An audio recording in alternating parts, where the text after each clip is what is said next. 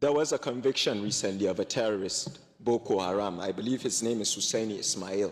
He was convicted for 20 years by a high court. He was a Bøkø Haram terrorist. Nnamdi Kanu was convicted, I think, last week, and his own conviction said life sentence. I don't understand why one terrorist is getting 20 years and the other is getting a life sentence if you're saying that. I think Pastor made a good point. There's this idea that justice is served differently, and it affects the problem.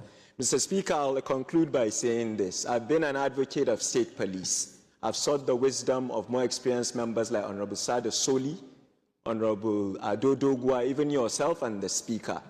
I think the definition of insanity is doing the same thing over and over and over again and expecting different results. Somebody said that earlier.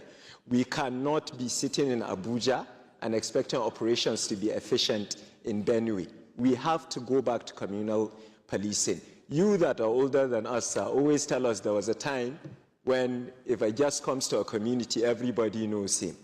We have to get the traditional leaders involved and go back to state policing. This parliament, under your leadership, and I know the excellent work you're doing in the Constitutional Review Committee, is looking at that. Sir, no time for election talk now.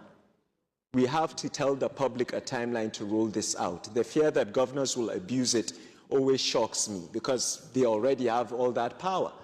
I'll finally end by putting myself in trouble as usual. The North has an issue.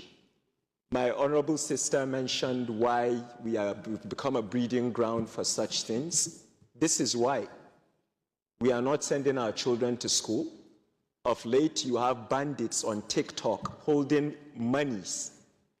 The younger people, younger than myself, that have no employment and no skill because we've neglected them. It's a failure on all our parts over the years. Mr. Speaker, these young people go on TikTok and see a criminal holding minted cash. He's suddenly exciting. You want to emulate him. Mr. Speaker, we can do whatever we want to do in terms of FDI, IGR, investments, but we are failing in our primary duty, which is to protect the people we serve. We must increase the welfare of police officers. Recruitment should not be by allocation, sir.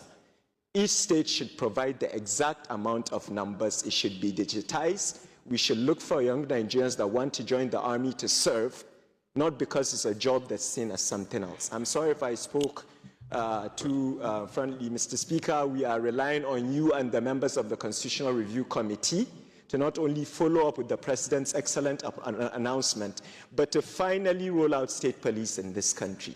I hope I made my point, and I really appreciate